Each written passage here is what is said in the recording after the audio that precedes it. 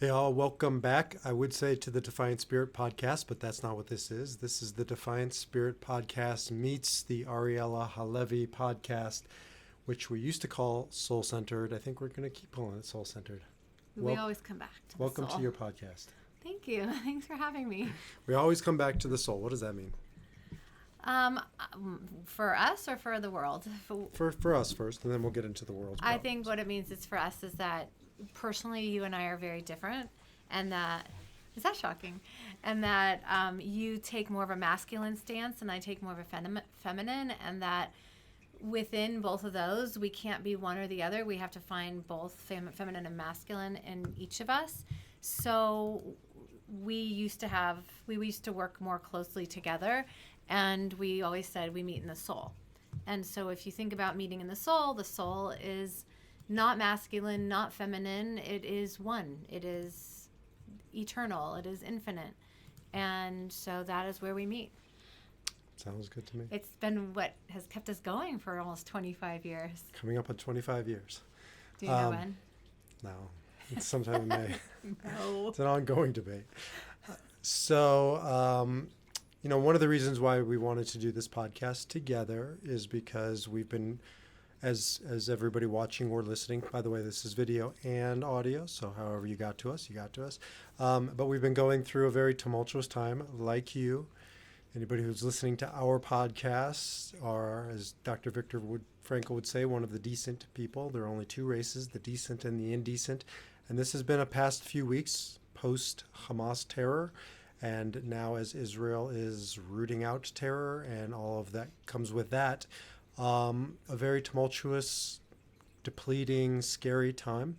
We both have been dealing with it in our own ways, and I think that was sort of the impetus behind this particular podcast, to talk about how we've been dealing with it, but more from a perspective of different paradigms, different ways to navigate life's darkness, because there's not a way. There's your way. There's my way. There's not the way. Yeah, I mean, I think what you and I always come to is, well, I don't think forever we've thought this way, but I think I think the reason why you and I work personally together so well is that we have come to honor that we're very different, and yet we need each aspects of what we both have. And so when, this whole thing happened in Israel, what I saw in you, and I also saw it in our two older kids, was like, we're going out there. Now, we could have been in Israel, right? We made Aliyah, which means we have dual citizenship, and we lived there for 3 years. And there's something that we always said when we were younger. We lived in Israel for a year when Baruch was in rabbinical school, and we both decided we were going to stay. And we decided we had to leave because we knew that we could do a better job in America informing, educating, and leading people in that way versus being an Israeli and staying and being in that society. Like, we just knew that we had to protect and serve in America in whatever ways that meant for the last 25 years. And now, coming up on this tragic incident and these terrorist attacks, we have both kind of we're finding our service in our own way. And so it does, bring up the conversation. We were jogging this morning and we were like, it's so interesting how you've done your way and I've done my way, and like, it's both good and it's both needed. And so, yeah, maybe we can talk about like, what is that way? From an Enneagram perspective, we're not going to get into the Enneagram, but it's interesting because I'm an I react and respond like an Enneagram 8, and the two kids of the 4 kids that she's referencing are also in that triad, 8, 9, and 1, and one's an 8 and one's a 1, the perfectionist, Justice. the reformer, but they're doers. It's the action triad. And so I saw it in myself the past 14 days at this point. I go into action to do something. 8 and 1's going to do something. 9 is a part of that, but they go away from it, and you can kind of see it with our daughter, who's a 9. But the bottom line is I go immediately into action, and that's overaction. That's reaction. You're a 4, or that's how you react and you respond. And why I say react and respond is because it really was brought home to me this week. We're not an Enneagram number. That's not who you are. It's where you go to survive. and I go straight to do something and you go straight to feel something. Right. And you can just see that play out with our kids, with us. And it really was brought home to me that that's understandable. It's a survival tactic. It's just not a thrival tactic. It's not a way to live. Or as well as the extreme action when you're not in your feelings and you're just head first into danger. I mean, as you know, like as an Israeli soldier or any soldier, you don't go into danger when you're angry, right? You have to calm the body and the immediate animal instinct to charge forward so that you can be the Buddhist in the war, right? So you can see and be a clear channel. So, let's talk about both our bad ways. Well, I wasn't blaming you. I was just saying how reactionary you are. No, I was just. And you weren't as well. I was just talking about how we go into reaction when we're unconscious, and so our work is to get back to consciousness, so we can defy our numbers, so we can choose our response. That's the Frankel piece of either you're in reaction, which is fear, which is unconscious, which is survival. It has its place. When you're standing in the street and you see headlights coming at you and it's dark out and you're wearing all black, react, get out of the way, right? That's just not a good way to live. It's a good way to start. It's a good way to survive. It's necessary. Now, do we want to go beyond just surviving? And that's what we're talking about. That's where we want to get to. Real quickly, and this is a good segue into maybe our conversation. Even when you said a Buddhist response to then go fight, most people listening, and most people I've been reading and watching in response to this who are spiritual are responding as if the Buddhist way would never be to go fight. And there's just such a misunderstanding of spirituality and certainly of these historical traditions. For all you yogis out there, and I think a lot of you do yoga, it's a warrior practice. It's not called Warrior 2 because it's a cute term. It was actually bred by yoginis to prepare for war. That's the whole point of yoga, to yoke, to harness your energy so that when you do go to war, you do it from a higher place. Buddhism, many examples of warriors and going to battle. Let's go to that place, because I've heard one-sided spirituality in this time of post-Hamas terror. And that is, somebody actually literally said to me, your response, if you're spiritual, should be to hug a Palestinian. There's a time and place for that. This ain't the time or place. Yeah, I mean, it reminds me, and I'm not good with my history, but it reminds me of the women in the Torah, and you don't have to be Jewish to listen to this podcast, but there's a lot of instances, one in particular, Devorah, Miriam, but also in the Purim story with Haman, Esther, and Yehudit, I think also. So there's a lot of women in the stories that we've learned over time is before they go into action to help destroy an evil decree on the Jewish people, you hear them, you listen to them and watch them literally talk to God. And what I call is making themselves a clear channel, not acting before they get the okay from the divine. And if you really read into those historical stories, they are stories to teach us to pause, to breathe, to become a vessel for God to dwell within you. So then you take the action, right? I mean, I talk a lot about what is your spiritual service? And for some Israeli soldiers, it is literally, you can see them on videos, go on Instagram. They are dancing, they are singing, they are praying, they are learning, they are doing what they need to do to ready themselves to go into whatever the battlefield. And so it's a teaching moment of how do you blend the person who's I'm in, I'm going, right? You are older kids versus me, the younger kids, which is more of oh my God, I can feel everybody's pain. I can feel the mothers who have lost their children. I can feel the babies. All I did was become this unhealthy sponge where I literally didn't know if I was going to get out of bed.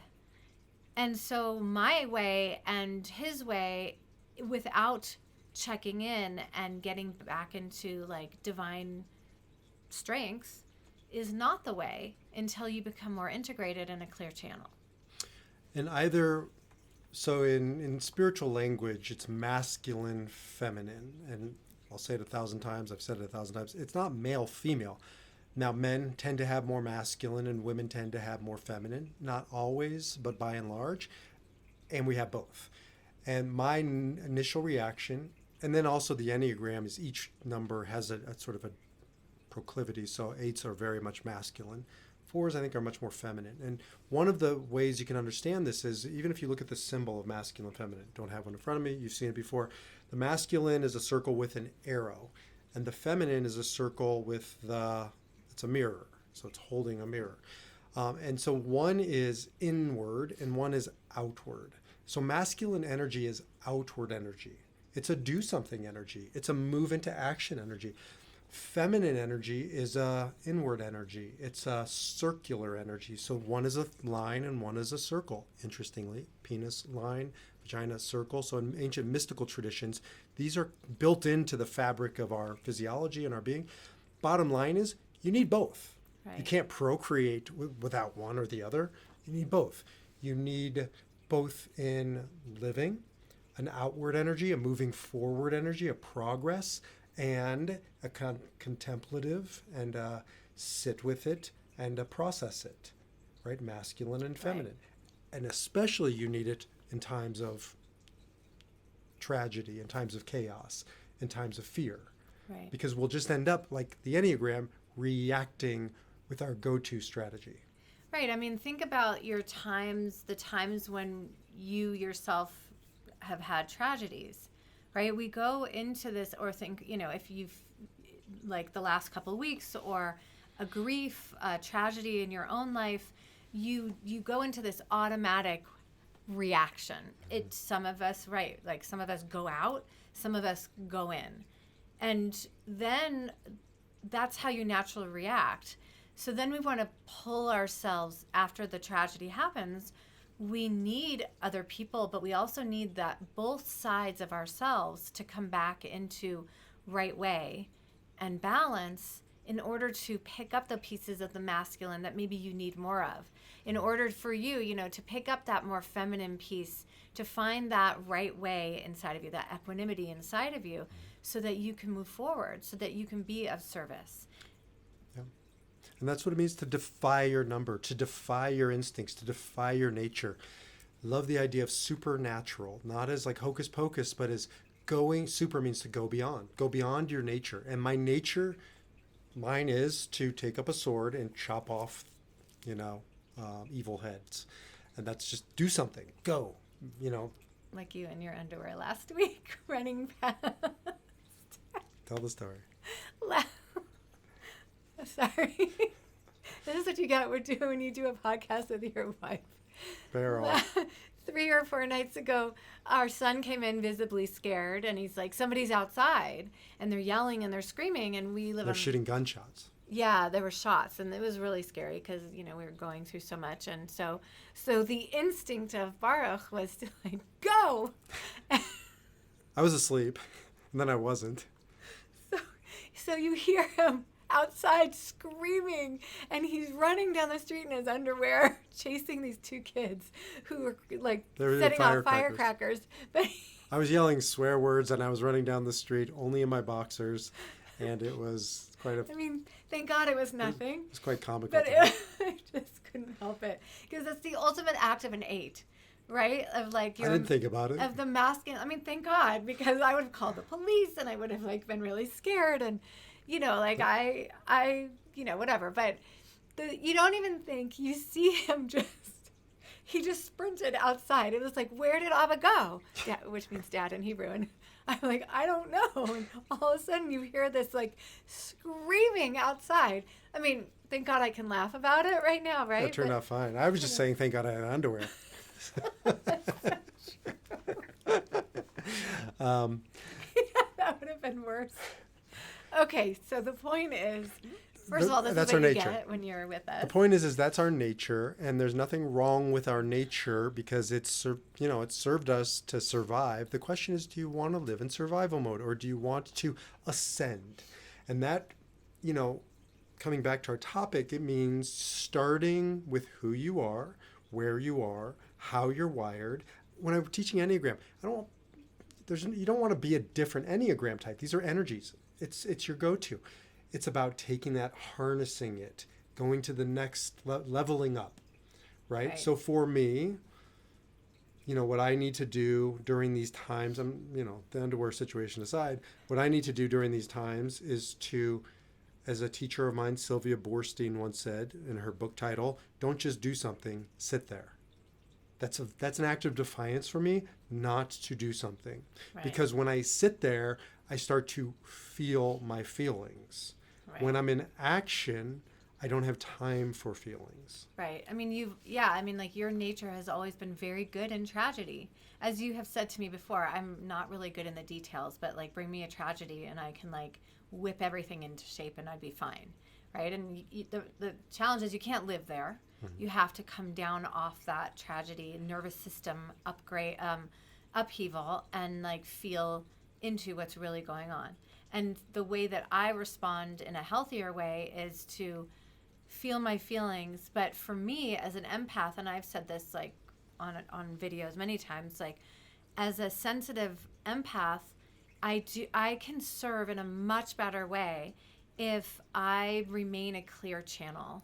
So for me, it's been you literally taking my phone and saying, get off social media. So that was number one, because I read things. Even something came through my email this morning, and it was somebody that I subscribed to that I am no longer subscribing to, but I carried it with me all the way here to the office, because that's kind of what happens, is that I carry things with me. So knowing myself, and then I need to stay in my own bubble. And if I can stay in my own bubble, I do a lot of reading and meditating and talking to God. And if I can stay in that bubble, then, gosh, I've had so many amazing things occur in the last 24, 48 hours when I have chosen to stay off of unhealthy social media and not give energy to bullying and anti-Semitism. Mm-hmm. And I can then help in that way by doing what I do best, right? Which is helping people become a clear channel for the divine to dwell within them. So I don't know if that's more mm-hmm. of a feminine way, but it's my way. So know yourself is what I'm saying. So there is a divine feminine, not again masculine or female, but a feminine, where you're in a circle working through processing, right? Therapy is a feminine exercise, right? Processing, working through. But then if you don't add yes. to it a masculine component, you end up spinning and spinning and spinning. And so the masculine is now from a place of consciousness, not reaction, running down the street in your underwear, though that would be a different sight. It would be a great time. It would be a forward energy, moving that forward. Because otherwise, the feminine overdone gets stuck yes. and doesn't move forward. And the masculine overdone doesn't contemplate. Right. It just moves forward. So one thing that's missing in the conversation of masculine and feminine is spirit. Because if we take this to another level, follow me. A lot of us don't know exactly what 4D versus 5D consciousness is. So we may go deep into that. That may be another podcast. But if you're going to think about how can I be the highest level of consciousness and clear channel that I am meant to be here, right? And nobody has a way of projecting that onto you. You know when you feel good and you feel connected, you know you're there. What happens when we're in 4D, sitting in your feelings can lead you in the hamster wheel of judgment and anger and resentment and not leaving your bed or not leaving your house. And it literally keeps you on the hamster wheel of I don't even think it's in your feelings. I think you go straight to your head. And so one thing that I have learned to do and help others do is like, yes, sit with your feelings. And while you're sitting there or while you're acting, create a pathway. Maybe it's prayer. Maybe it's talking out loud, whatever you call it, whatever works for you. Where is spirit in all of that? Do you believe there is a higher being that is filled with so much divinity that it can actually come through you and help you to become the best version of you so that you can serve in your own way? That goes, I think, transcends masculine and feminine. Is masculine and feminine this energy that we have as human beings, but then you mix the divine in there? I don't know. We have a whole new creation there. Well, I think what spirit is the synthesis, the intersection of masculine and feminine. I don't think you can get there without those two energies. That's why, anybody listening, the symbol in Judaism is the Star of David. It's one triangle going down. It's one triangle coming up. It's this perfect union. And so all of the Kabbalistic theory is our work here in this world is to reunite that in a perfect way so that there's consciousness, pure consciousness, and that is divinity. And so our work here in ourselves is called tikkun nefesh, repairing ourselves, and then tikkun olam, repairing the world. We start with ourselves to get that union back, because if we don't have that union in ourselves, that harmony of masculine, feminine, whatever you go out into the world and do, you're just contributing one lopsided thing. You're unbalanced. When I'm running down the street, I'm only masculine. And what happens if I caught that kid? Like, there's no processing in that. I hadn't thought it through. What am I going to do? I'm not going to hurt the kid, but so I needed that feminine to okay, hold it, sit with it, process it. Now again, when you're in fire, you get out. Right. But that's the point, is we have to create these opportunities to get out of the fire, to get back to our clarity, our calm, our equanimity, and invite the divine back in. So this idea of getting centered, soul centered, it's not hocus pocus. It's rebalancing, recalibrating our energies, our masculine and feminine. Yeah, it's like the two circles. If you have two circles, here's masculine, here's feminine, and then you join it, the circles are now in the middle, are joined together. And that's really where the divine dwells. That we are, and it is utterly possible to find with practice, really. I mean, the practice is, you have a spiritual practice, and is it age? I don't know. The kids coming through, the kids coming through are pretty amazing for the most part. And so you've sat in practice of understanding, if I'm too masculine, this happens. If I have no feminine, this happens. So it is a practice to bring in that inner circle, right? We have to illuminate it and cultivate it so that we then, when tragedy happens, we of course respond. How long does it take you to get back into the inner circle, that integration? I was proud of myself, really. I mean, you're always worried that when my dog, God forbid, dies, I'm not going to get out of bed, right? That's one of your fears.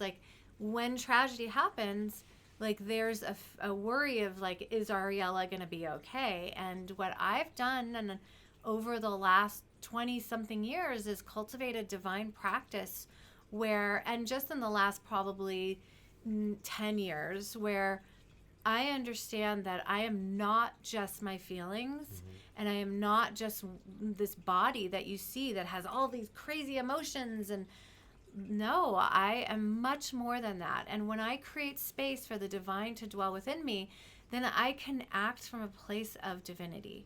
Then I can release my judgment as much as a human being can. That is how we raise our consciousness this act of terrorism and tragedy is also, and one of my teachers in Israel said the same thing, it's like, it's a war on your thought process. It's a war on how will you choose to be inside.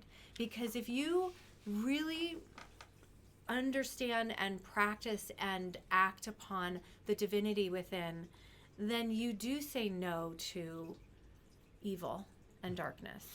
And there's a masculine feminine intersection balance. So as an example, an overly masculine response would be nuke 'em. I've heard a couple people say just level level Gaza, right? Just drop bombs indiscriminately. That is action that is unconscious, that is coming from a place of anger or revenge. And the Israelis won't do that. Israel has the most moral Air Force in the history of humanity. Before they launch a missile into Gaza or anywhere that there's terror, as an aside, Israel's only ever fought a defensive war. That's a starting point. And when they've had to defend themselves, they first drop leaflets. They send text messages. They make phone calls to the people in Gaza saying, we're going to be hitting this target, get out. They drop a warning bomb. They have like 4 or 5 checks. And all of that is a feminine. It's a communication. It's a process. And then there's a consequence that they have to send that missile. They don't want to, they have to. But that is a practical application of going to war, unfortunately, against evil because it calls upon it, not against Palestinians, against Hamas. It's not all or nothing. It's not just shoot bombs. And the flip side, and this is coming full circle, I reject this idea of divine femininity is a higher order than divine masculinity. You can't have, it's not divine if it's missing one or the other. Agreed. Because toxic femininity is do nothing. Don't move forward.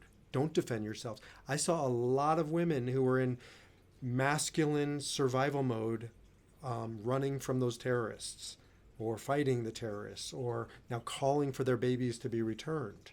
Right? That is a masculine energy of do something, Israel government, America government.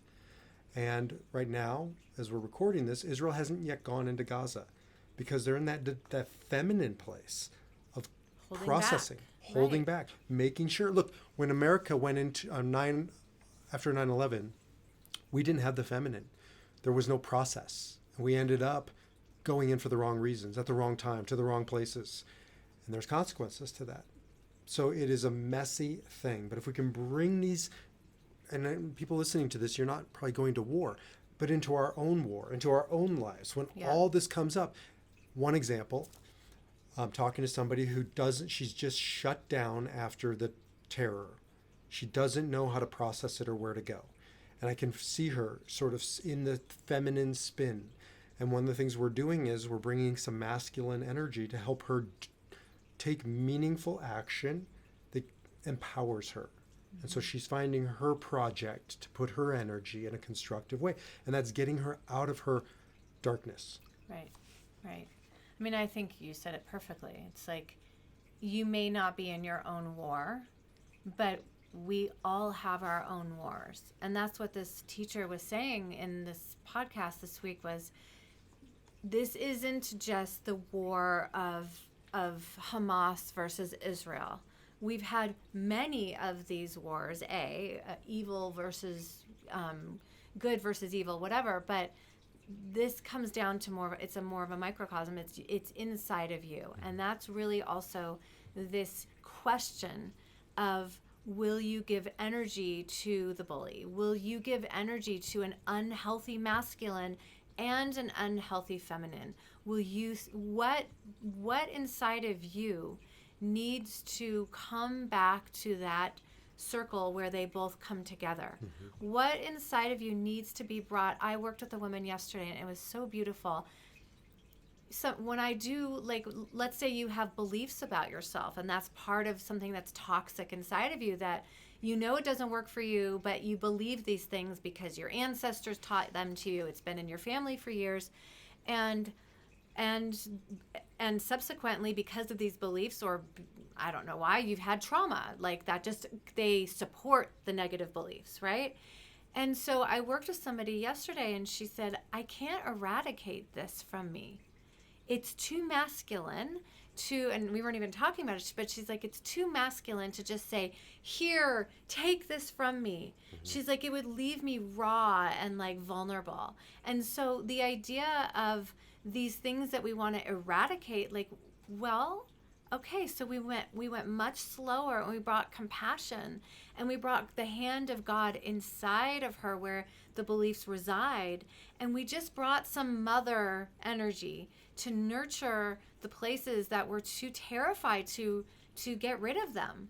We're not all ready to just like jump into the deep end and say, I'm ready. That's kind of what you and I do, right? But like not everybody is like us, and that's great because we need you. And so bringing there's a time and place for the Divine Father and the Divine Mother to come and nurture and care or eradicate or move us forward. We need both aspects of the divine. Right. And I got into a debate with somebody this week who was pushing the divine feminine as the starting point. And it's sort of like me running down the street after the assailants. One of the things I was doing was kind of fulfilling my role in our household. We play that sort of role to make sure we're okay. Right? And so before you can oftentimes get to divine feminine to counterbalance it, you got to make sure you're okay. Right? So it was premature conversation to tell me, or, the Israelis or those who are still waiting for their babies to be brought home, to get into a place where you can heal and process. First, you got to make sure you're okay. Absolutely. Get out of harm's way. Right. We're 2 weeks out now. It took about 2 weeks to get to a place where, okay, every terrorist inside of Israel is accounted for, and we've gotten most of, at least the names of who's who and clarity. Now we can begin the process of process. But you got to be able to get there. You have to step out of survival there's so much survival going on. There's so much to do. Yeah, but in general, you have to get yourself safe enough to be able to start figuring out the process. But it's also like the Jewish process of mourning, because when somebody dies, you're exempted from any obligations, life obligations, religious obligations, because the tradition understands you're in no place to do anything other than survive.